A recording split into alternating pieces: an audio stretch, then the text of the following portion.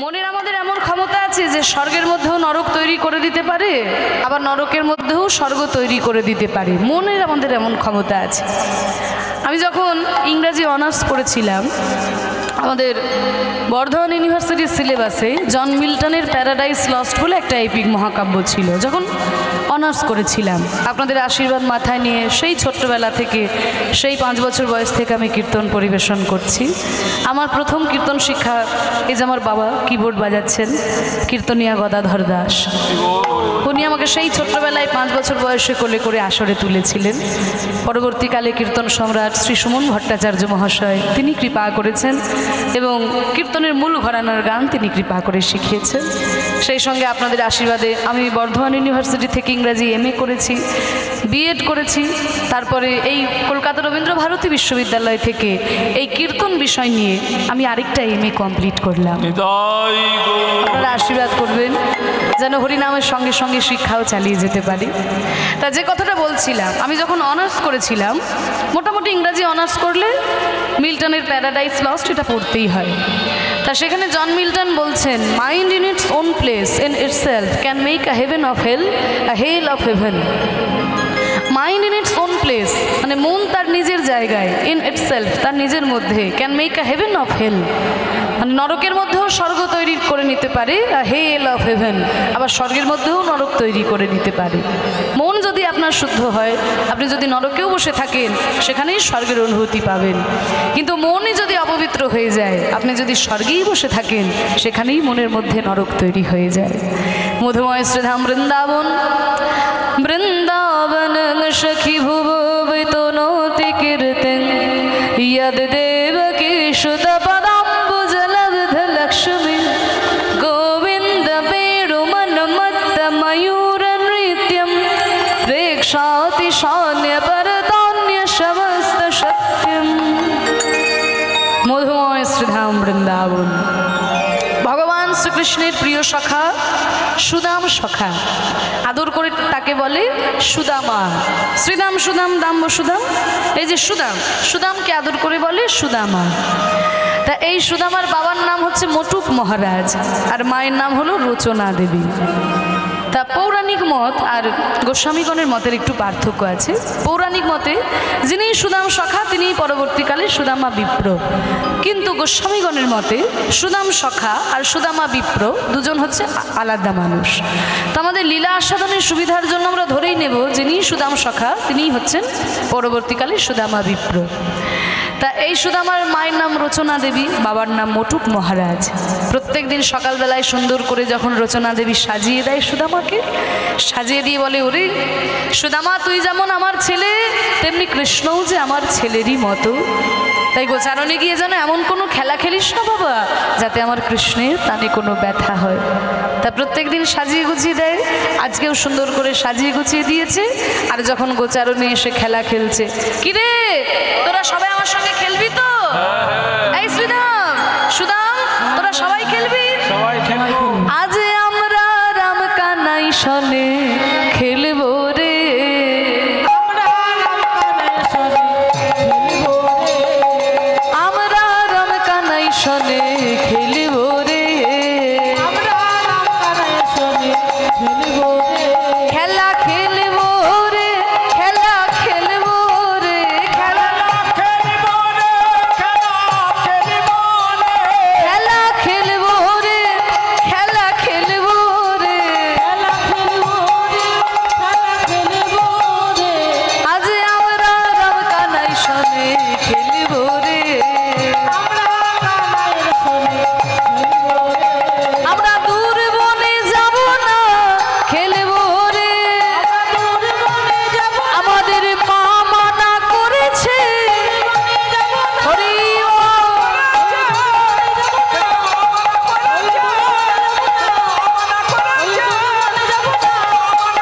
খেলা খেলবো রে, খেলা খেলবো রে,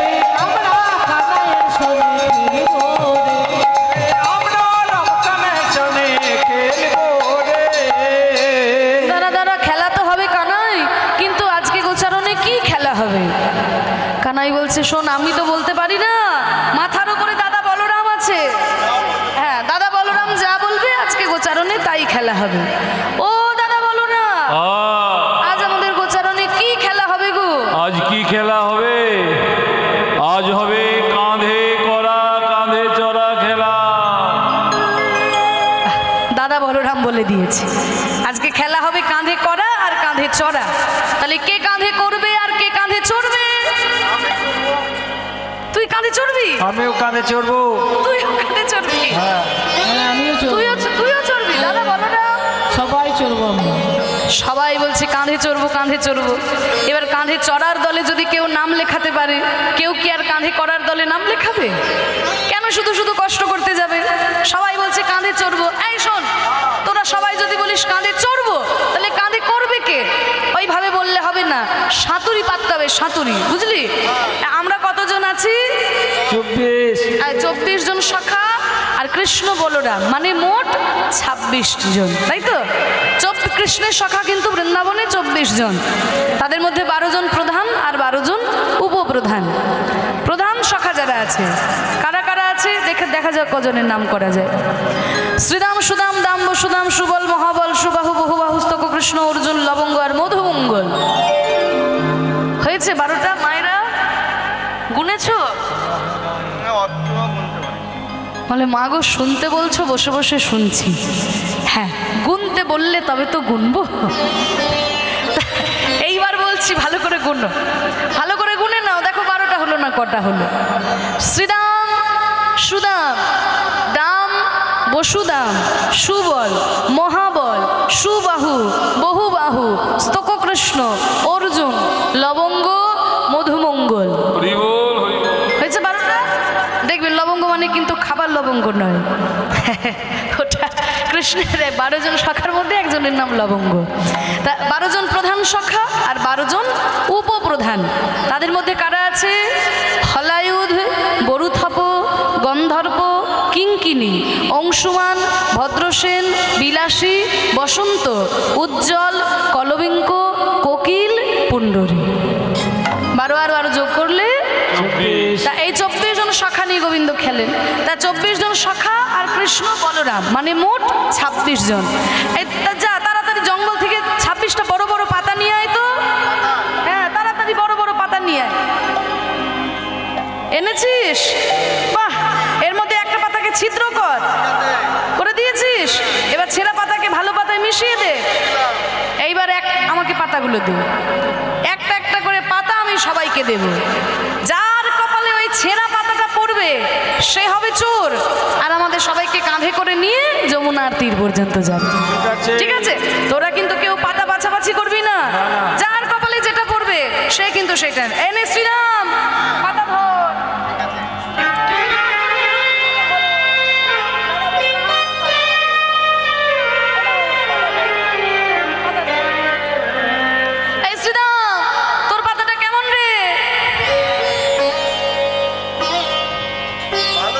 ভালো পাতা পেয়ে গেলি? এই সুদাম, তোর পাতাটা কেমন? এই সুবল, দেখি দেখি। আমার পাতা ভালো। হ্যাঁ, আমারও ভালো। সবাই ভালো পাতা পেলি? তাহলে তোরা সবাই যদি ভালো পাতা পেলি, তাহলে ছেঁড়া পাতাটা কে পেলো? নাই, তোর পাতাটা দেখে।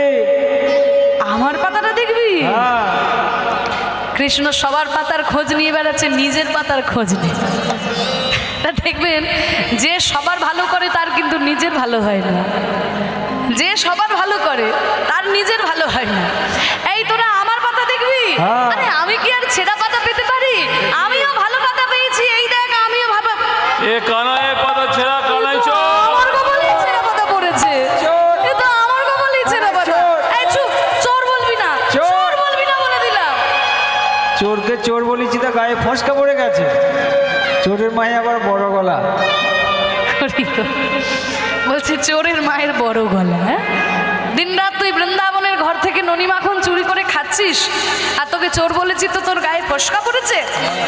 এই শোন, আমি যখন ওই বৃন্দাবনের ঘর থেকে ননি মাখন চুরি করে খাই, ওই চুরি করা ননি মাখনকে আমি একা খাই? তোরা সবাই ভাগ করে খাস। তাহলে চুরি করা ননি মাখন যে খাবে সে আমি চোর হলে তোরা সবাই চোর। মানে কানাই অত কথায় কাজ নেই, তুই ছেঁড়া পাতা পেয়েছিস, এবার কাঁধে কাঁধে কর। বলে ঠিক আছে ঠিক আছে, এই সুদামা নে নে আমার কাঁধের উপরে ওঠ। সুদামারে লইয়া কাঁধে ছুটিতে লাগিল, উলুধ্বনি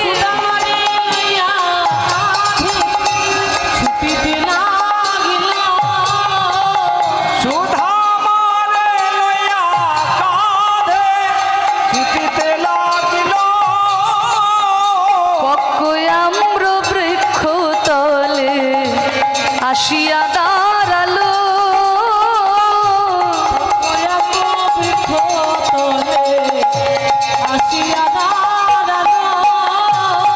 এখানে হয় দাঁড়া দাঁড়া দাঁড়া ভাই, অত জোরে ছুটিস না ভাই, পড়ে যাবো পড়ে যাবো।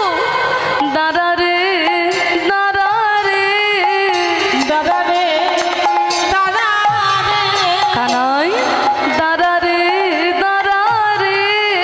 দাঁড়ায়ে দাঁড়ালে দাঁড়ালে, দেখ দেখ পাকা পাকা আম ফলেছে, দাঁড়া রে দাঁড়া রে। পাকা পাকা আম ফলেছে, দাঁড়া রে দাঁড়া রে। দেখ দেখ বৃন্দাবনের কাছে কেমন পাকা পাকা আম ফলেছে, দেখ। কানাই দাঁড়া কানাই দাঁড়া। এই সুদামা তুই আমাকে পাকা আম দেখাচ্ছিস কেন? দে না একটা পাকা আম পেড়ে আমার হাতে দে। এই কানাই গাছের এত উঁচুতে আম আমি নাগাল পাবো কি করে? বলে কেন, তুই তো আমার কাঁধের ওপরে উঠেই আছিস। তুই এক কাজ কর, আমার কাঁধের ওপরে চেপে দাঁড়িয়ে যা, আমার কাঁধের ওপরে চেপে দাঁড়িয়ে যা, তাহলে তুই আম গাছে নাগাল পেয়ে যাবি, আর একটা একটা করে পাকা আম পেড়ে তুই আমার হাতে দে। এই বলে কৃষ্ণের কাঁধের ওপরে চেপে সুদামা দাঁড়িয়েছে। যেই না দাঁড়িয়ে গেছে অমনি নাগাল পেয়ে গেছে। এই তো কানাই পেয়ে গেছি পেয়ে গেছি, তাড়াতাড়ি দে। এই বলে গাছ থেকে একটা পাকা আম পেড়ে যেই না কানাইয়ের হাতে দিতে যাও, দিতে গিয়ে মনে মনে ভাবে এই আম আমার কানাইকে আমি কেমন করে দেব, কারণ এই আমি ভালো আমার কানাইও ভালো, কিন্তু আমাদের রাজা কংস তো ভালো নয়। এই রাজা কংস আমার কানাইকে মারার জন্য পুতনার বুকে বিষ মাখিয়েছিল।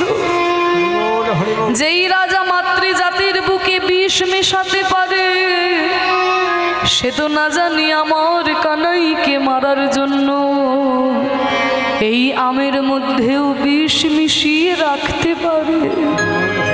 আর এই বিষ মাখায় আম যদি আমার কানাইকে দে, আমার কানাই তো আম খেয়ে মরে যাবে, আর কানাই মরে গেলে তো আমরা আর কেউ প্রাণে বাঁচব না। তার থেকে এই আম আমি খেয়ে দেখি আমের মধ্যে বিষ আছে কিনা, যদি বিষ থাকে আমি না হয় আম খেয়ে মরে যাব, কিন্তু আমার কানাই তো বেঁচে থাকবে।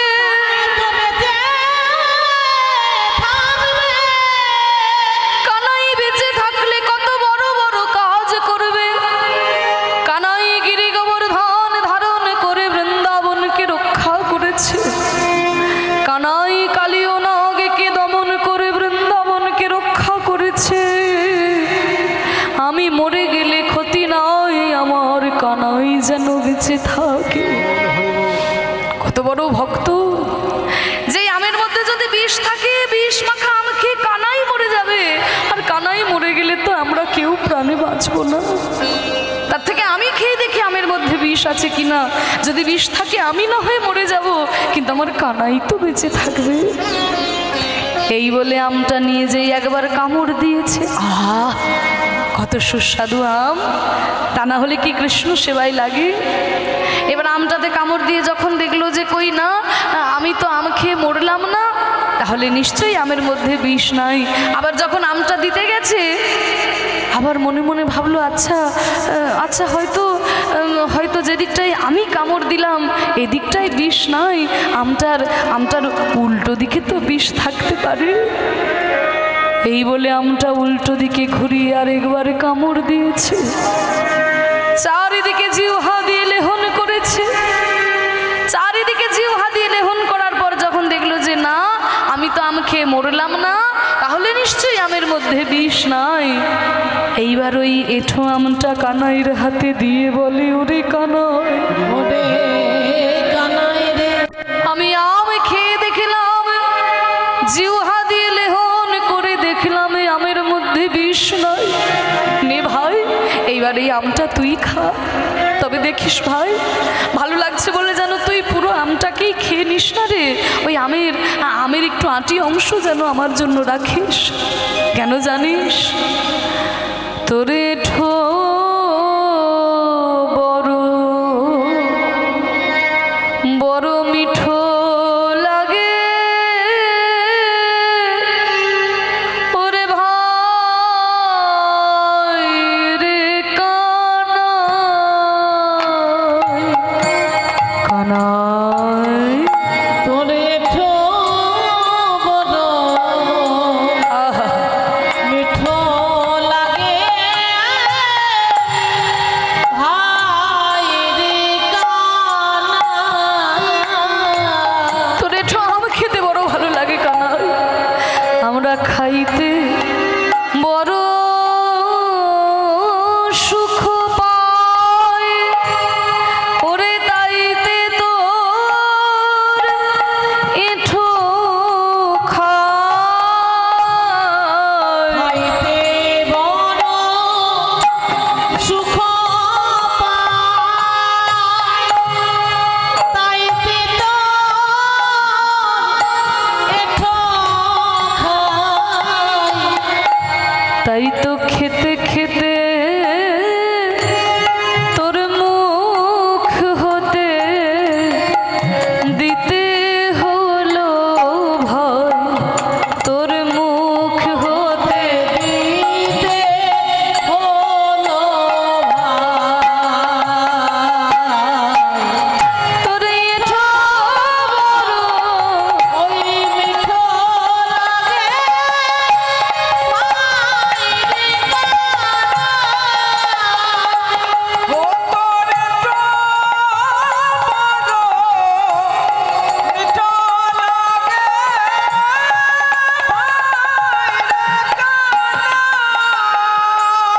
কানাই বলছে, এই সুদামা, তোর আম খেতে ইচ্ছা হচ্ছে, তুই গাছ থেকে পেরে খা না। আমাকে যেটা দিয়েছিস এটা নিয়ে কেন টানাটানি? আমার এঠো বলে তোর বেশি ভালো লাগছে? হ্যাঁ রে কানাই, তোর এঠো বলেই যে আমার বেশি ভালো লাগছে। দেখবেন মায়েরা, বাড়িতে যদি কোনো কারোর পেয়ারা গাছ থাকে, আপনাদের আর পেয়ারার কথা বেশি বলতে হবে না, বারুইপুরের বিখ্যাত পেয়ারা। আমরা এখন কত দাম দিয়ে কিনে কিনে খাচ্ছি, তাই না? তোমাদের এখানে পেয়ারা বাগানে ছড়াছড়ি।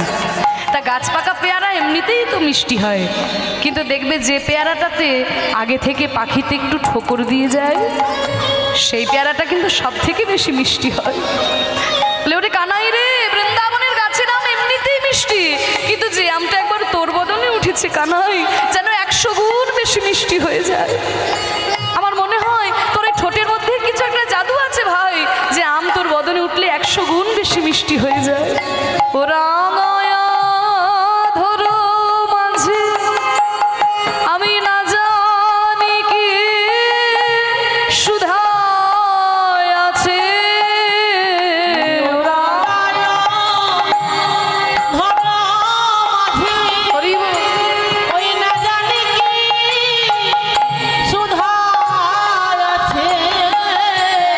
ভাই কানাই রে, তোর চাঁদ মুখের বলি হারি যায়, তোর চাঁদ মুখের বলি হারি যায়। এঠো বড় মিঠো লাগে, ভাই রে কানাই। ও তোরে তো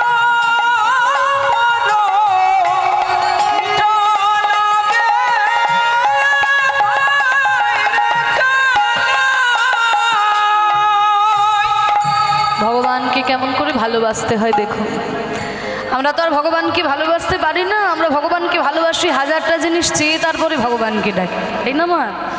ঠাকুরের কাছে এসে 10 টাকার বাতাসা দিয়ে বলি, ঠাকুর এই আমি তোমাকে বাতাসা দিলাম, আমার ওই একতলা বাড়িটা যেন তাড়াতাড়ি 2 তলা হয়ে যায়, আমার মেয়ের বিয়েটা যেন হয়ে যায়, ঠাকুর আমার ছেলের চাকরিটা যেন এই বছর হয়ে যায়, এই আমি তোমাকে বাতাসা দিলাম।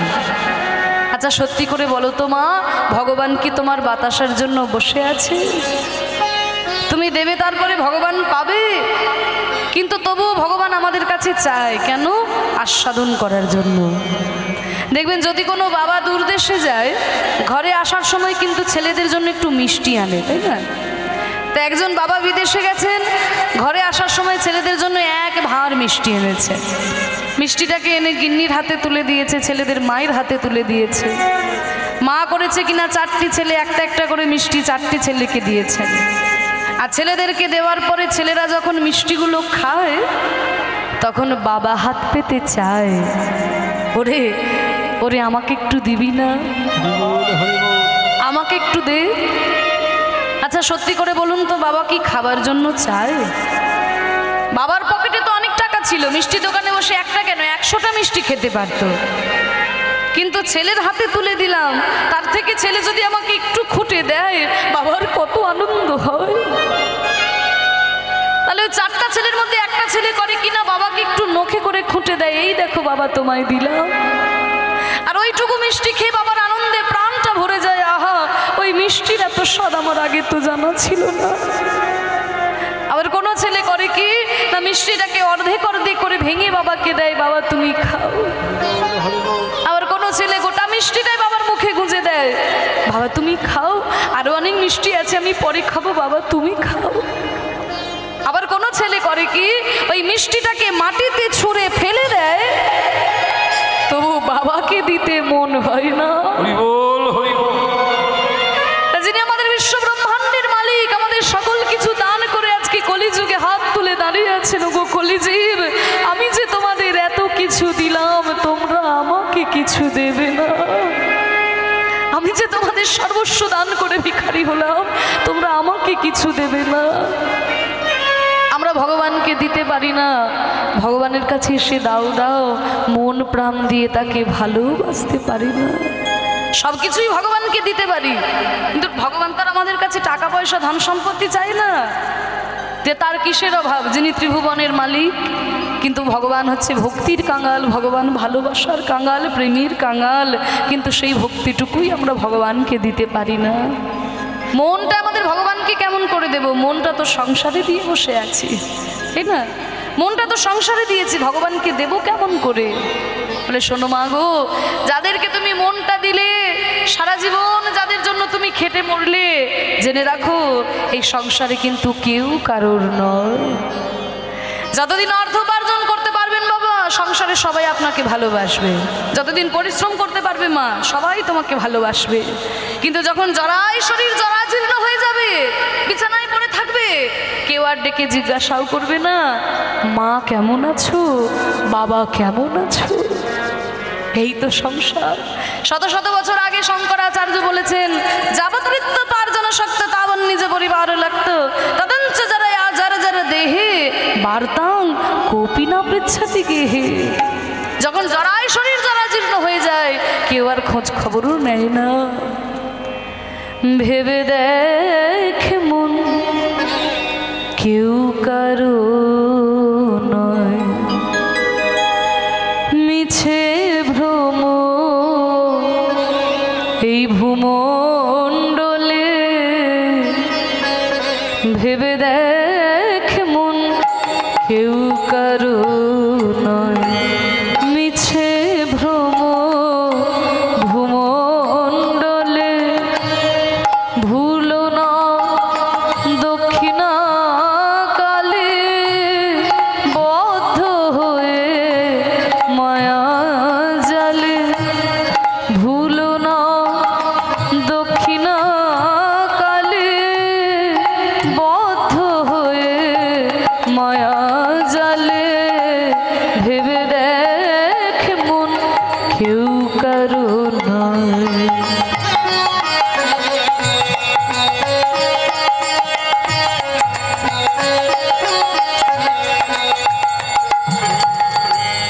যার জন্য মরণ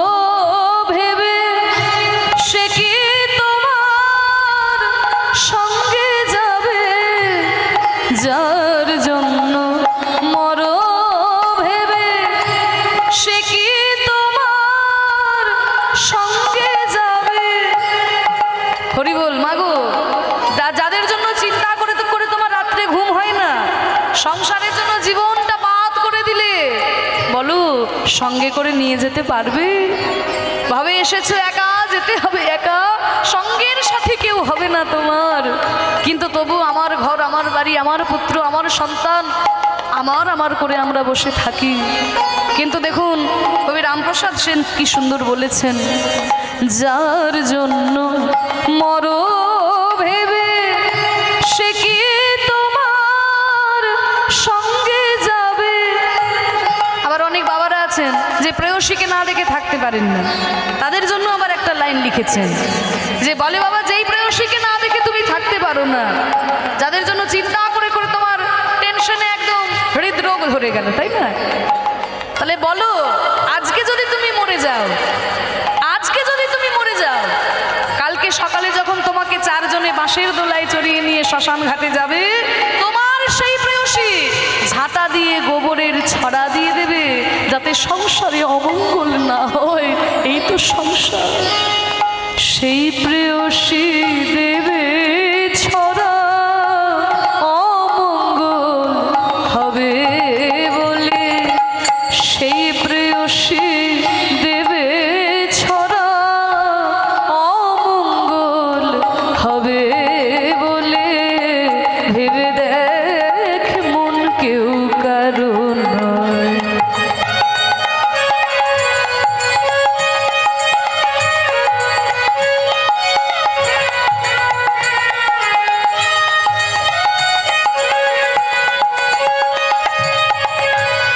দিন দুই তিনের জন্য ভাবে কর্তা বলে সবাই ডাকে। হরি বল। আজকে তুমি কর্তা বলে তোমার এত অহংকার, অনেকে আছে না, শোনো আমার এক কথা এখানে নেতা মন্ত্রী সব দাঁড়িয়ে যাবে, আমি কেন কারোর কথা শুনবো, আমার কথাই উঠবে বসবে। অহংকার। আজকে তুমি কর্তৃত্বের অহংকার করছো। তোমার মতো কত কর্তা এলো আর কত কর্তা চলে গেল। এই পৃথিবীতে কারোর চিহ্ন থাকে না, মানুষের দেহ থাকে না, থেকে যায় কি কর্ম। সৎকর্ম যদি করা যায়, কর্মের দ্বারাই মানুষ শত শত বছর বেঁচে থাকে।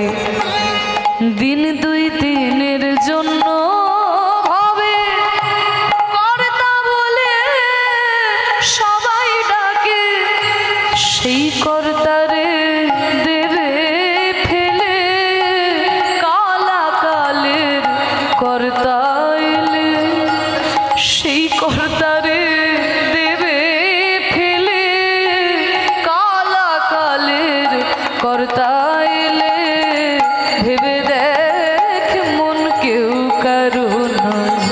মিছে ভ্রম ভূমণ্ডলে ভুলো না দক্ষিণা কালে, বদ্ধ হয়ে মায়া জালে, ভেবে দেখ মন কেউ কারো নয়। মিছে ভ্রম ভূমণ্ডলে ভেবে দেখ মন, ভেবে দেখ মন, ভেবে দেখ মন কেউ কারো নয়। নিতাই গৌর প্রেমানন্দে হরি। বল, হরি বল। তাই মাগো যতদিন এই পৃথিবীতে আছি একটু ভগবানের নাম করব, ভগবানকে ডাকবো।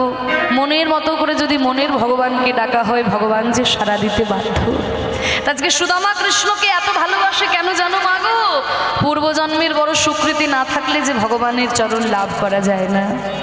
এই সুদামা পূর্বজন্মে কে ছিল তাহলে আমাদের একটু জেনে নিতে হবে।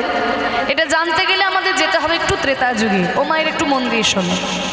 ত্রেতা যুগে যখন রামচন্দ্রকে রাজা করবেন বলে সমস্ত ব্যবস্থা করেছেন রাজা দশরথ, হ্যাঁ, কত চারিদিকে আলো রোশনাই, কত হই হুল্লোড়, রামচন্দ্র রাজা হবে। আর ওদিকে মা কইকেয়ী, তোমরা তো জানো রামের মা হচ্ছে কৌশল্যা আর ভরতের মা কইকেয়ী। আমরা কিন্তু জানি যে কইকেয়ী খুব বাজে একজন মহিলা। কইকেয়ীর জন্য রামচন্দ্রকে বনবাসে যেতে হয়েছিল, কত কষ্ট করতে হয়েছে রামকে, তাই না? কিন্তু জানেন তো স্বামী সেবার দিক থেকে কইকেয়ী ছিল সর্বশ্রেষ্ঠ। কারণ রাজা দশরথকে দুইবার সেবা করে প্রাণে বাঁচিয়ে তুলেছিল এই কইকেয়ী। তা রাজা দশরথ কইকেয়ীকে বলেছিল, কইকেয়ী তুমি যা চাইবে আমি তোমাকে তাই দেব। কইকেয়ী বলেছিল, স্বামী আপনার সেবা করা আমার ধর্ম, আপনার আপনার কাছে কিছু পাবার আশায় তো আমি সেবা করি নাই, কিন্তু কইকেই আমার তো তোমাকে দেবার ইচ্ছা আছে। বলে আমার যদি কোনোদিন কিছু লাগে আমি আপনার কাছে চেয়ে নেব মহারাজ। এবার কইকেই যখন আনন্দ করছে রামচন্দ্র রাজা হবে, দেখুন কইকেই কিন্তু রামকে নিজের ছেলের মতনই ভালোবাসতো, ছোটবেলা থেকে মানুষ করেছে। তা বলছে আমার রাম রাজা হবে। মন্থরা মানে পরিচারিকা মন্থরা এসে বলছে কিরে কইকেই তুই এত আনন্দ করছিস কেন, রাম রাজা হবে? বলে আমি আনন্দ করব না, আমার ছেলে রাম রাজা হবে, আমি রামের মা। বলে জেনে রাখ তুই রামের মা নয়, তুই রামের সৎ মা, তুই রামের সৎ মা। আজকে তোকে মা মা বলে একেবারে মাথায় তুলে নৃত্য করছে, কিন্তু যেই দিন ওই সিংহাসনে উঠে যাবে তোকে আর তোর ছেলে ভরতকে ঘাড় ধাক্কা দিয়ে অযোধ্যা থেকে বের করে দেবে। তুই নিজের কথা না ভাবিস, অন্তত তোর ছেলে ভরতের কথা ভাব। ওই রাম যদি রাজা হয় তোর ছেলে ভরতকে সারা জীবন তার চরণে দাসত্ব করতে হবে। তুই মা হয়ে দাঁড়িয়ে দাঁড়িয়ে দেখতে পারবি? এই কুমন্ত্রণা যখন দিতে শুরু করলো মন্থরা, এত খারাপ জিনিস মাগো এই কুমন্ত্রণা। যদি সাবধানে পথ চলা না যায়, কেউ যদি আপনার কানের কাছে বারবার একই কথা বলতে থাকে, কিছুদিন পরে কথাটা মিথ্যে হলেও আপনার সত্যি বলেই মনে হবে। এই তো আমাদের সমাজেরই ঘটনা। তাই কইকেই বলে উঠলে মন্থরা তুই আমাকে কি করতে বলিস? বলে ওই রাজা দশরথের কাছে তোর দুটো পাওনা বাকি আছে না, তুই রাজার কাছে চেয়ে নে রামচন্দ্রকে যেন রাজা দশরথ 14 বছরের জন্য বনবাসে পাঠিয়ে দেয়, আর তোর ছেলে ভরতকে যেন সিংহাসনে রাজা করে, তুই চেয়ে নে। অন্ধকার ঘরে বসে রইলেন মা কইকেয়ী, চারিদিকে আলো, কইকের ঘরে অন্ধকার। রাজা দশরথ এসে বললেন কইকেয়ী তুমি এইভাবে ঘর অন্ধকার করে বসে কি করছো? কইকেয়ী বলে স্বামী আপনার মনে আছে আমি আপনাকে দুইবার প্রাণে বাঁচিয়েছিলাম, আপনি বলেছিলেন আমি যা চাইবো আপনি আমাকে তাই দেবেন, আপনি ক্ষত্রিয়ের সন্তান, যদি কাউকে কোনো কথা দেন সেই কথা আপনি রাখেন। আজকে আমার সেই পাওনা গন্ডা মেটানোর দিন এসেছে মহারাজ, আপনি আমার পাওনা গন্ডা মিটিয়ে দিন আর আমি কোনো কথা বলবো না। হ্যাঁ কইকেয়ী, আরে কালকে আমার রামের অভিষেক হবে, রাম আমার রাজা হবে, সব কিছু ভালো ভালো মিটে যাক, কালকে দিনটা পেরিয়ে যাক, তারপরে তুমি যা চাইবে আমি তোমাকে দেব। না, আমি আপনার কাছে যা চাই এক্ষুনি এই মুহূর্তে দিতে হবে, কাল হয়ে গেলে আপনি দিতে পারবেন না। এমন কি তুমি আমার কাছে চাও কইকেয়ী যে কাল হয়ে গেলে দিতে পারবো না? আপনি আমাকে দেবেন কি না বলুন। শোনো আমি ক্ষত্রিয় সন্তান, যদি কাউকে কোনো কথা দিই সেই কথা আমি রাখি, আমি যদি ঘরে কথা রাখতে না পারি তবে আমি বাইরে কি কথা রাখবো? বলো বলো তুমি আমার কাছে কি চাও? কইকেয়ী বলল স্বামী আমার প্রথম চাওয়া ওই রামচন্দ্রকে আপনি 14 বছরের জন্য বনবাসে পাঠিয়ে দিন, আর আমার দ্বিতীয় চাওয়া আমার ছেলে ভরতকে আপনি সিংহাসনের রাজা করবেন, আপনি আমায় কথা দিন। কইকেয়ী তোমার মুখে এই কথা শোনার আগে আমার মরণ কেন হলো না? কইকেয়ী আমার ছেলে রাম যাকে রাজা করব বলে আমি সমস্ত ব্যবস্থা করেছি, কাল তার অভিষেক হবে, আর আজকে তুমি আমার কাছে চাইছো সেই ছেলেকে আমি 14 বছরের জন্য বনবাসে পাঠিয়ে দেব, তুমি কি মা নাকি পাশানি? ডেকে পাঠালেন রামচন্দ্রকে, পিতার চরণে এসে প্রণাম করলো। ওরে রাম, আমি ক্ষত্রিয়ের সন্তান, যদি কাউকে কোনো কথা দিই সেই কথা আমি রাখি বাবা। আমার ইচ্ছা তোকে আমি সিংহাসনের রাজা করব, তোর মায়ের ইচ্ছা তুই 14 বছরের জন্য বনবাসে যাবি। তুই কি পারবি বাবা তোর পিতার সত্য রক্ষা করার জন্য? তুই কি 14 বছরের জন্য বনবাসে যেতে পারবি না? রামচন্দ্র বলছে বাবা বাবা এই দেহটা কার দেওয়া? এই যে দেহটা আমি আজকে পেয়েছি দেহটা তো আপনারই দেওয়া, তাই আপনি যদি আদেশ করেন এই সিংহাসনে বসে রাজত্ব পরিচালনা করবে, এই দেহটা তাই করবে পিতা। আর আপনি যদি আদেশ করেন তাহলে এই দেহটা 14 বছরের জন্য কেন সারাটা জীবন বনে বনে ঘুরে কাটিয়ে দেবে পিতা। ওরে রাম তোর মতো ছেলে যেন ঘরে ঘরে হয় রে। আমি তোকে আদেশ করলাম তুই 14 বছরের জন্য বনবাসে চলে যা, ততদিনে ভরত হবে অযোধ্যার রাজা। 14 বছর বনবাস করে ফিরে এলে তোরা 4 ভাই 4টি অঞ্চলে রাজত্ব ভাগ করে নিস। পিতামাতার চরণে প্রণাম জানিয়ে রামচন্দ্র চলে গেলেন বনবাসে। সীতামা লক্ষ্মণও তার সঙ্গে চলে গেল। আর ওই পুত্র শোক সহ্য করতে না পেরে রাজা দশরথ ইহ জগৎ পরিত্যাগ করে চলে গেলেন। আর যখন রাজা দশরথ মারা গেল তখন কিন্তু ভরত ছিল না বাড়িতে, ভরত ছিল মামার বাড়িতে। মন্থরা এতটাই কুটিল, জানতো যে ভরতের চোখের সামনে কখনোই রামচন্দ্রকে বনে পাঠানো যাবে না। যখন ভরত ছিল না ওই সুযোগটা কাজে লাগিয়ে নিল। আর যখন ভরতকে আনানো হলো, ভরত এসে দেখে কি তার সোনার রাজপ্রাসাদ ভূতের বাড়ি হয়ে গেছে। কেউ কথা বলে না, কারোর মুখে হাসি নেই। সুমন্ত্র এসে বলছে, ভরত এত তুমি চিৎকার করো না, অযোধ্যার এত বড় ঘটনা ঘটেছে একমাত্র তোমার মায়ের জন্য। আমার মা ছুটে গেল কইকেয়ীর কাছে, মা মা গো, আমি তোমাকে অসম্মান করতে পারি না মা, কারণ তুমি আমার মা, আমি তোমাকে অসম্মান করতে পারবো না। তবে একটা কথা জেনে রেখো মা গো, ইতিহাস কোনোদিন তোমাকে ক্ষমা করবে না। আমার দেবতা সম দাদাকে তুমি বনে পাঠিয়ে দিলে মা গো। তবে পিতামাতা যদি কোনো অন্যায় করে সন্তানকে সেই পাপের প্রায়শ্চিত্ত করতে হয়।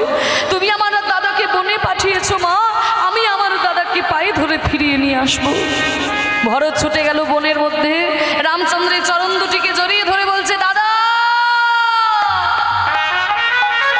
দাদা তুমি ফিরে চলো দাদা, তুমি ছাড়া সোনার অযোধ্যাপুরী ভূতের বাড়ি হয়ে গেছে, তুমি ফিরে চলো দাদা। ভরত ভরত তুই আমাকে ফিরিয়ে নিয়ে যেতে? হ্যাঁ দাদা, আমি তোমাকে ফিরিয়ে নিয়ে যেতে এসেছি, তুমি ফিরে চলো। ওরে ভরত তুই কেমন ভাই, তুই কেমন ভাই রে? দাদা যদি সম্পত্তি ছেড়ে চলে যায় ভাইদের মনে বড় আনন্দ হয় যে এখন সমস্ত সম্পত্তির ভোগ দখল আমি একাই করব।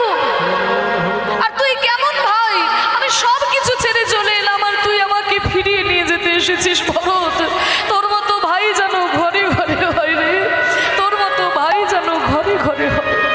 দাদা তুমি ফিরে চলো, তুমি যারা সোনার অযোধ্যাপুরী ভূতের বাড়ি হয়ে গেছে, তুমি ফিরে চলো দাদা। ভরত আমি তো ফিরে যেতে পারবো না। কেন দাদা? ওরে আমার জীবনে বাবা আগে নাকি ভাই আগে? আপনারাই বলুন, যে কারোর জীবনে বাবা আগে নাকি ভাই আগে? আমরা বাবার জন্য ভাইকে পেলাম না ভাইয়ের জন্য বাবাকে পেলাম? বাবার জন্যই তো ভাইকে পেয়েছি। তাহলে বাবা আমাকে আদেশ করেছে 14 বছর বনবাসে থাকতে, তুই আমাকে অনুরোধ করছিস তোর সঙ্গে ফিরে যেতে। তাহলে বল আমার কাছে বাবার আদেশ আগে নাকি ভাইয়ের অনুরোধ আগে? বাবার আদেশ আমার কাছে সবার আগে। তাই বাবার আদেশ পালন করার জন্য আমি 14 বছর বনবাসে থাকবো, কিন্তু তোর অনুরোধ আমি ফেলে দেব না ভাই। যেই দিন 14 বছর পূর্ণ হবে সেই দিন আমি ফিরে যাব, কিন্তু 14 বছরের একদিনও আগে নয়। দাদা দাদা কোনোভাবেই না ভাই, তুই ফিরে যা। তবে দাদা গো আমি তোমার জন্য এই পাদুকা দুটো এনেছিলাম, কৃপা করে এই পাদুকা দুটোতে তুমি চরণ দাও। তোমার পাদুকা দুটো মাথায় করে নিয়ে গিয়ে আমি সিংহাসনের উপর রাখবো, আর নিচে কুশের আসন পেতে আমি রাজত্ব করব। দাদা মাথায় করে পাদুকা দুটো নিয়ে গিয়ে সিংহাসনের উপর রাখলেন ভরত, নিচে কুশের আসন পেতে রাজত্ব করলেন।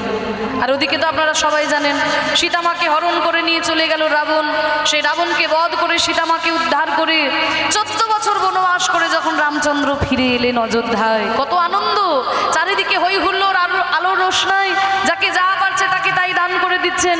কাউকে মণি মুক্তার হার, কাউকে হীরের আংটি, কাউকে মুক্তোর মালা, সবাইকে সবকিছু দান করতে করতে যাই না ভরতের সামনে এসে দাঁড়ালো। বল ভাই তুই আমার কাছে কি চাস? তুই যা চাইবি আমি তোকে তাই দেব। সেদিন ভরত কি বলেছিল জানো মা? সেদিন ভরত বলল, দাদা গো আমি তো তোমার কাছে মণি মুক্তার হার চাই না, আর হীরের আংটি চাই না। আমি তোমার কাছে কি চাই জানো? এই জন্মে আমি যেমন তোমার ভাই হয়ে জন্ম নিয়েছি, আগামী কোনো জন্মে যদি কোনোদিন তোমাতে আমাতে দেখা হয়, কোনো জন্মে কোনোদিন যদি তোমাতে আমাতে দেখা হয়, সেদিন যেন আমাকে আর তোমার ভাই করে জন্ম দিও না। সেদিন আমায় বন্ধু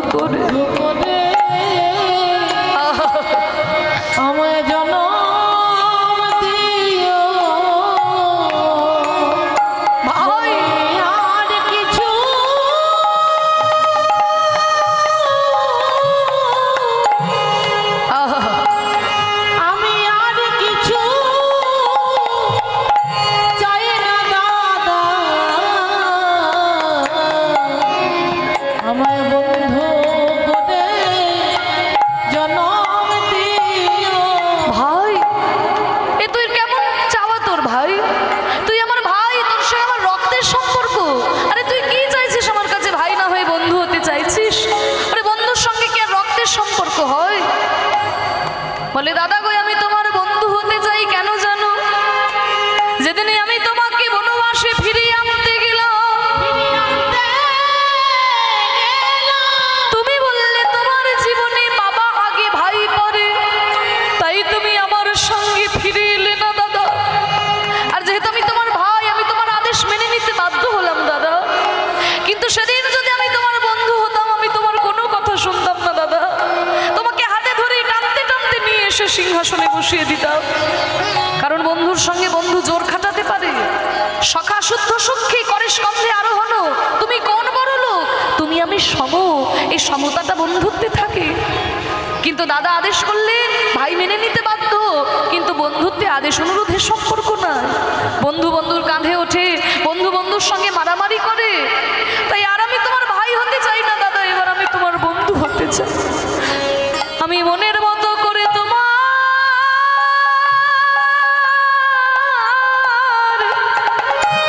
সেবা করব, বন্ধু করে জনম দিও মনের মতো করে তোমায়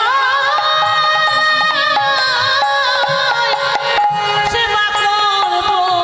আমি আর কিছু চাই না দাদা, মতো করে তোমায় সেবা করব। আর কিছু চাই না, আমায় বন্ধু করে জনম দিও। আর কিছু নিতাই গৌর প্রেমানন্দে হরি। আর কিছু চাই না, সেবা করব। আর কিছু চাই না দাদা। আমায় বন্ধু করে জনম দিও। তাই হবে ভরত, আগামী দাপর যুগে যখন আমি কৃষ্ণ অবতার হয়ে জন্ম নেব, তুই হবি আমার প্রিয় সখা সুদাম সখা, আদর করে তোকে সুদামা বলে ডাকবো। সেদিন তুই মনের মতো করে আমাকে সেবা করিস ভাই। তা সেই ভরত জন্ম নিয়েছে সুদামা হয়ে, তাই তো কৃষ্ণকে এত ভালোবাসে। ছোট্ট ছোট্ট ধেনু বৎস নিয়ে কৃষ্ণের সঙ্গে এত সুন্দর খেলা করা। নটবর নগর নন্দা, সবাই মিলে ঘিরে ধরে কৃষ্ণকে খেলা করছে। ভজরি মন গোবিন্দ নটবর আনন্দ ভজরে মন গোবিন্দ। বড় না ভাদরে মন গোবিন্দ। শ্যাম সুন্দর মুখ চন্দা, ভজরি মন গোবিন্দ। বড় না ভাদরে মন গোবিন্দ।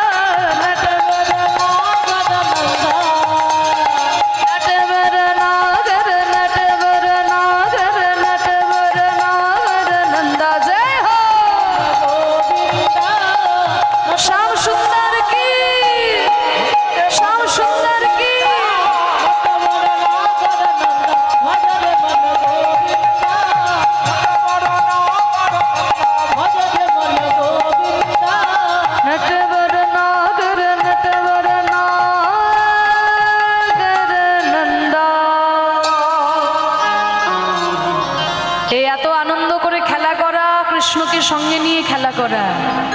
আনন্দের দিন বেশি দিন থাকলো না মাগো। যখন কৃষ্ণকে অক্রূর রথে চাপিয়ে নিয়ে চলে গেল মথুরায়, মথুরায় গিয়ে কংসকে বধ করলেন কৃষ্ণ।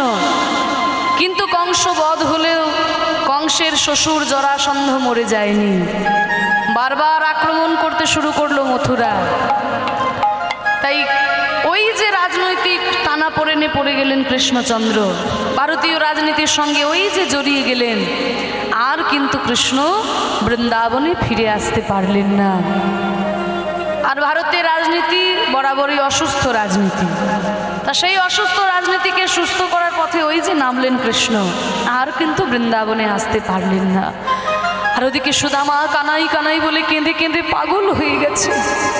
এমনকি মথুরা থেকে যদি কোনো গরু আসে, ওই গরুটাকেও গলা জড়িয়ে ধরে বলে, ওরে বলতে পারিস আমার ভাই কানাই কেমন আছে?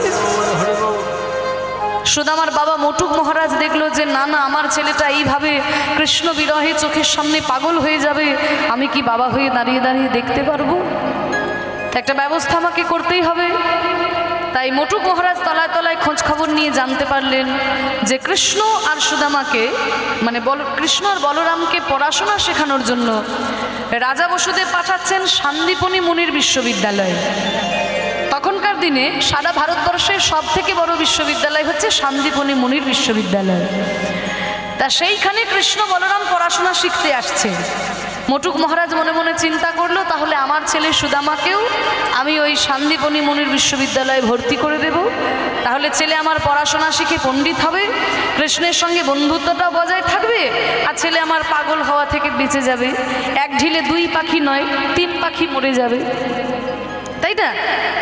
ছেলে আমার পড়াশোনা করে পণ্ডিত হবে, আবার কৃষ্ণের সঙ্গে বন্ধুত্বটা বজায় থাকবে, আর আমার ছেলে পাগল হওয়া থেকে বেঁচে যাবে। তাই মটুক মহারাজ সুদামাকেও ভর্তি করে দিল ওই শান্তিপনি মুনির বিশ্ববিদ্যালয়ে, আর কৃষ্ণ বলরামও সেখানে এসেছেন। শিক্ষার উদ্দেশ্যে সবাই কথাই মিলিলা, শিক্ষার উদ্দেশ্যে সবাই কথাই মিলিল, শিক্ষার উদ্দেশ্যে সবাই কথাই মিলিলা।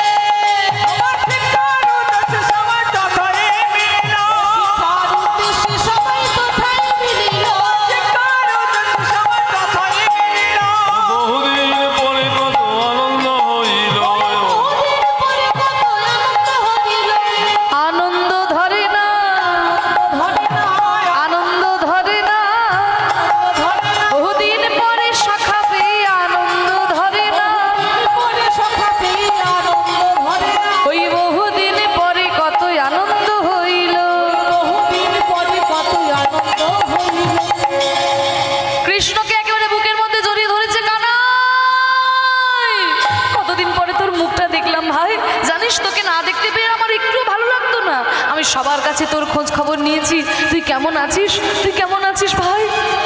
হ্যাঁ রে সুদামা, ভালো আছি ভালো আছি। চুপ কর। আরে কেন চুপ করব? ওই দেখ গুরু মশাই আসছে। যেই না শান্তিপনি মুনিকে দেখেছে সব চুপচাপ দাঁড়িয়ে গেছে। দেখবেন ক্লাসে যখন মাস্টার মশাই আসে না, বাচ্চারা সব হই হট্টগোল করতেই থাকে। যেই না মাস্টার মশাই এলো সব চুপচাপ হয়ে যায়। তা যেই শান্তিপনি মুনিকে দেখেছে সব চুপচাপ দাঁড়িয়ে গেছে। আমার বিশ্ববিদ্যালয়ে আমি তোমাদের সবাইকে স্বাগতম জানাই। সবাইকে আমি শিক্ষা দান করব, কিন্তু তার আগে একটু পরিচয়টা ভালো করে সেরে নিই। তা তোমাদের মধ্যে সবার বড় কে গো? সবার বড় আমি গুরুদেব। তুমি সবার বড়? হ্যাঁ। তোমার নাম কি? আমার নাম বলরাম।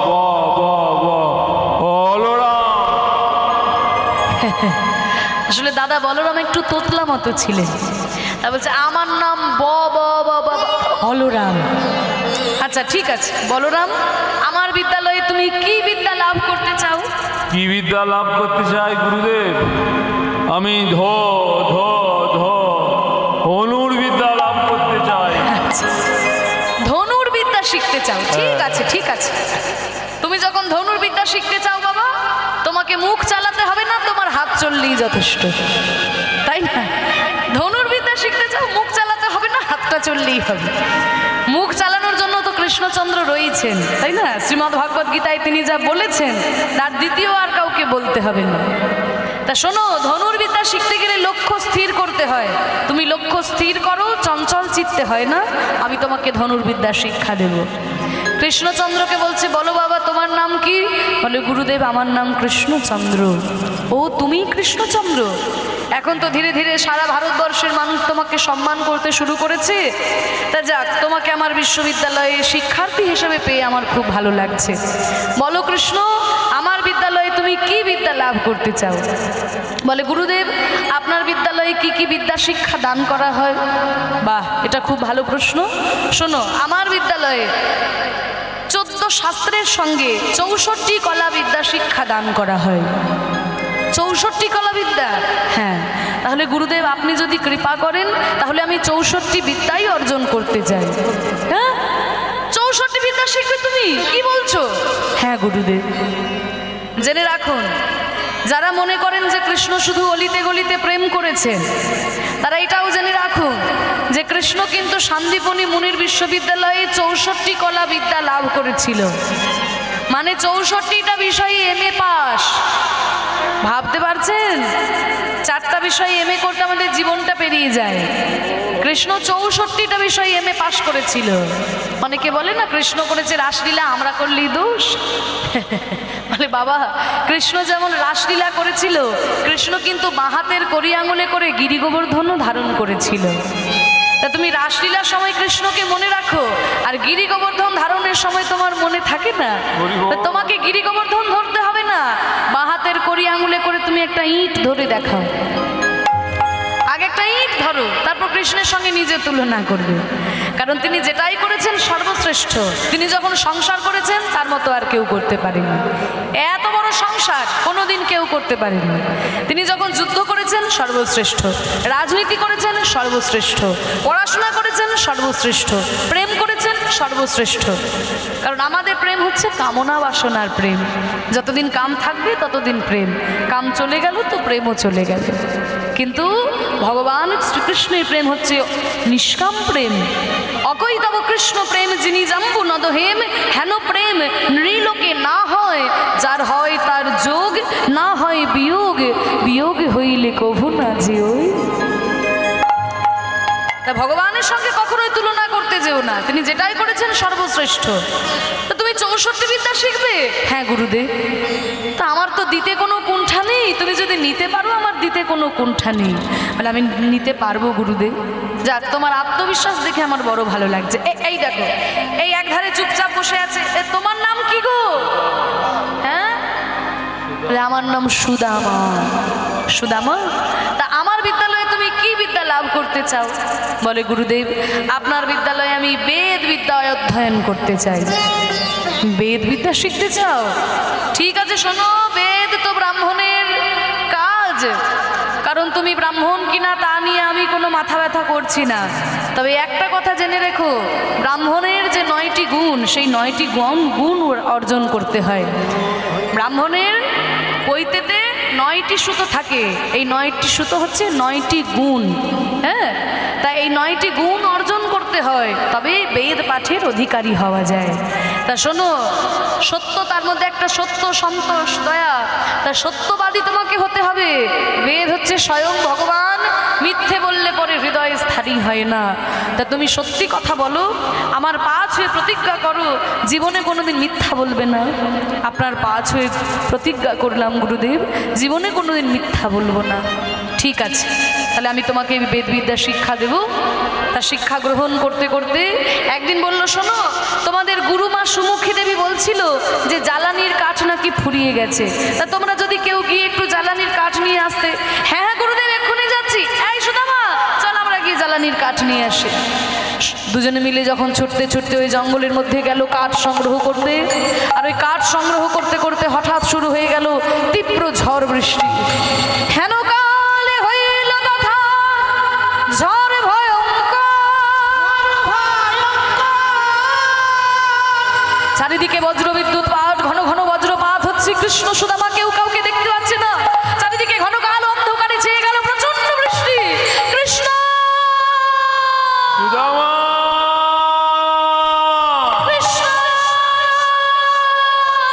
সুদামা তুই কোথায় সুদামা? আমাকে বাঁচা সুদামা, আমাকে বাঁচা। এই দেখ ওই ঝড়ের মধ্যে গাছের ডাল ভেঙে পড়ছে। সুদামা আমাকে বাঁচা, সুদামা আমাকে বাঁচা। সুদামা ছুটতে ছুটতে এসে বলছে, কানাই আমি তোর কোনো ক্ষতি হতে দেব না, কানাই কোনো ক্ষতি হতে দেব না। কৃষ্ণকে বুকের মধ্যে জড়িয়ে ধরলো, মাটির মধ্যে কৃষ্ণকে শুইয়ে দিয়ে তার উপরে সুদামা উপুর হয়ে শুয়ে পড়লো। আর ওই গাছের ডাল ভেঙে পড়লো সুদামার কাঁধের উপর।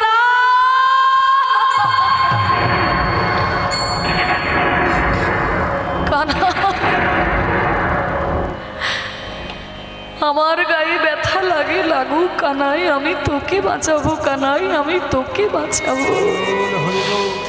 সারা রাত্রি বুকে করে আগলে রেখেছে, পাথর পড়ছে সুদামার গায়ে, গাছের ডাল ভেঙে পড়ছে সুদামার গায়ে, কৃষ্ণের অঙ্গে কোনো ক্ষতি হতে দেবে না। তা দেখুন, আমি একটু আগেই বললাম যে কৃষ্ণ বাহাতের কড়ি আঙুলে করে গিরি গোবর্ধন ধারণ করেছিলেন। তা যেই কৃষ্ণ বাহাতের কড়ি আঙুলে গিরি গোবর্ধন ধরেছিলেন, সেই কৃষ্ণ কি পারতেন না নিজের হাতে ওই গাছের ডালকে আটকে দিতে? তা দেখুন, ভগবান আজকে সুদামাকে বলছে, ওরে সুদামা তুই আমাকে বাঁচা, আমার গায়ে গাছের ডাল ভেঙে পড়ছে। আসলে কি জানেন তো, ভক্তের কাছে কখনোই ভগবান নিজের শক্তি প্রদর্শন করে না। সুদামার কাছে তো আর কৃষ্ণ ভগবান নয়, তার প্রাণের সখা, তার মরমের সখা। তাই আজকে সারা রাত্রি যখন সুদামা বুকে করে আগলে রেখেছে আর কৃষ্ণ মুচকি মুচকি হাসছে, ওমা মা যশোমতীর কি ক্ষমতা আছে গোপালকে দড়ি দিয়ে বেঁধে রাখা?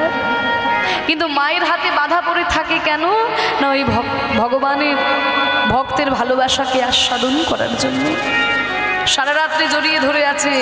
সকালবেলায় সন্দীপনী মুনি এসে দেখে কি একটা ঢিপির মধ্যে কৃষ্ণ সুদামা দাঁড়িয়ে। তাড়াতাড়ি করে ছুটে এসেছে, তোমাদেরকে জঙ্গলে পাঠিয়ে সারা রাত্রি আমার ঘুম নেই, তোমরা ঠিক আছো তো? কৃষ্ণ বলছে, হ্যাঁ গুরুদেব, জানেন এই সুদামা আমার কোনো ক্ষতি হতে দেয়নি। ওর গায়ে গাছের ডাল ভেঙেছে, ওর গায়ে পাথর পড়েছে, আমাকে সারা রাত্রি আগলে রেখেছিল জানেন। শোনো কৃষ্ণ, এই সুদামাই হচ্ছে তোমার সত্যিকারের বন্ধু। প্রকৃত বন্ধু কাকে বলে জানো? বিপদের সময় যে পাশে দাঁড়িয়ে থাকে, সেই তো সত্যিকারের বন্ধু। দেখবেন আমরা সুখের সময় সবাইকে মনে রাখি, বিপদের সময় মনে রাখি না। হ্যাঁ, বিপদের সময় কিন্তু আমরা কাউকে পাশে পাই না, কিন্তু যে বিপদের সময় পাশে দাঁড়িয়ে থাকে সেই হচ্ছে সত্যিকারের বন্ধু। আর এই রকম বন্ধুকে কোনোদিন ভুলে যেতে নাই, যে বিপদে আপনাকে উদ্ধার করেছে। তা তুমি জানো এই সুদামাকে কোনোদিন ভুলো না কৃষ্ণ, এই সুদামাকে তুমি ভুলো না। গুরুর চরণে প্রণাম করে শিক্ষা যখন সম্পূর্ণ হলো, এইবার সার্টিফিকেট দেওয়ার পালা, তাই না? এখন যেমন সার্টিফিকেট দেওয়া হয়, তখন পাগড়ি বেঁধে দেওয়া হতো, এক একটা বিষয়ের জন্য এক একটা পাগড়ি। তা বলরাম, তুমি ধনুর্বিদ্যার পণ্ডিত হয়েছো তো, তাই তোমার মাথায় পরিয়ে দিলাম এই ধনুর্বিদ্যার পাগড়ি। ঠিক আছে গুরুদেব। সুদামা, তুমি বেদ বিদ্যার পণ্ডিত হয়েছো, এই নাও আমি তোমার মাথায় পরিয়ে দিলাম বেদ বিদ্যার পাগড়ি। সব থেকে সুন্দর সাজানো একটা বড় পাগড়ি নিয়ে এসেছে, কারণ 64 বিদ্যা আজ পর্যন্ত কেউ লাভ করতে পারেনি, কৃষ্ণচন্দ্র করতে পেরেছে। বলছে আমার বিশ্ববিদ্যালয়ে আজ পর্যন্ত কেউ 64 বিদ্যা শিখতে পারেনি, কৃষ্ণ তুমি পেরেছো, তাই তোমার মাথায় পরিয়ে দিলাম এই 64 বিদ্যার পাগড়ি। গুরুচরণে প্রণাম করে কৃষ্ণ বলরাম চলে গেল মথুরায়, আর ওদিকে সুদামাও ফিরে এসেছে বৃন্দাবনে। এবার যখনই ফিরে এসেছে, সুদামার বাবা মটুক মহারাজ, আর তো আর আনন্দ ধরে না। আরে শোনো শোনো, আরে বুঝলে আমার ছেলে সুদামা গো সুদামা সন্দীপনী মুনির বিশ্ববিদ্যালয়ে পড়াশোনা করেছে, বুঝলে? সারা ভারতের সব থেকে বড় বিশ্ববিদ্যালয় ওই সন্দীপনী মুনির বিশ্ববিদ্যালয়। কৃষ্ণ বলরামের সঙ্গে পড়াশোনা করেছে আমার ছেলে। তাই নাকি? শুধু তাই নয়, আবার কত সুন্দর পাগড়ি পেয়েছে জানো, বেদ বিদ্যার পণ্ডিত হয়েছে আমার ছেলে সুদামা। তা আমার ছেলে যখন এই যোগ্য হয়েছে, তা আমার মাথায় একটা চিন্তা, আমারও তো দিন দিন বয়স হয়ে যাচ্ছে, ছেলেটা যদি একটু বিবাহের ব্যবস্থা করতে পারতাম, তাহলে আমার মাথা থেকে একটু চাপটা কমতো। তা তোমরা যদি কেউ একটু দেখো, একটা পাত্রী যদি সন্ধান দিতে পারো। ও ঘটমশাই, কোনো পাত্রী সুশীলা। সুশীলা, বাহ। কোন কোন গ্রন্থে আছে কুচেলা, কোন কোন গ্রন্থে পাওয়া যায় সুশীলা। আমরা সুশীলা নামটাই ধরে নিচ্ছি। আহা সুশীলা নামেতে কন্যা রূপে গুণে সম, সুশীলা নামেতে কন্যা রূপে গুণে সম, বিধি করেছিল তারে বড় নিরূপম, বিধি করেছিল তারে বড় নিরূপম। শুভ দিনে শুভক্ষণে বিবাহ হইল, শুভ দিনে শুভক্ষণে বিবাহ হইল, শুভ দিনে শুভক্ষণে বিবাহ হইল, শুভ দিনে শুভক্ষণে বিবাহ হইল। ওমা সুশীলা। প্রতিবেশীর মনে আনন্দ বাজে। আরে ও সুদামা ঠাকুর, আজকে তোমার বিয়ে আর তুমি বসে বসে কি করছো? যার বিয়ে তার হুঁশ নাই আর পাড়া প্রতিবেশীর ঘুম নাই। তা শোনো, তুমি আর বসে থেকো না, এসো তাড়াতাড়ি এবার বিয়ের পিড়িতে বসো। ওই দেখো বরযাত্রীদের সব অবস্থা দেখো, আরে বিয়ে বাড়ি এসেছে তো উলুরা। শুভ দৃষ্টি, শুভ দৃষ্টি। নাও। পছন্দ হয়েছে? সবাইকে বলো পছন্দ হয়েছে তো? হয়েছে? বেশ। এবার মালা বদল হবে। বাহ।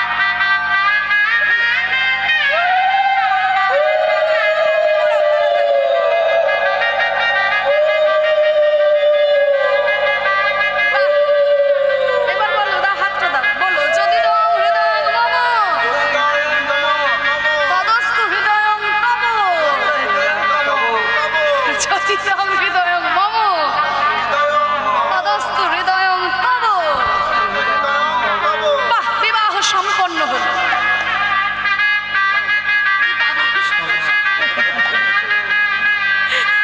একবারে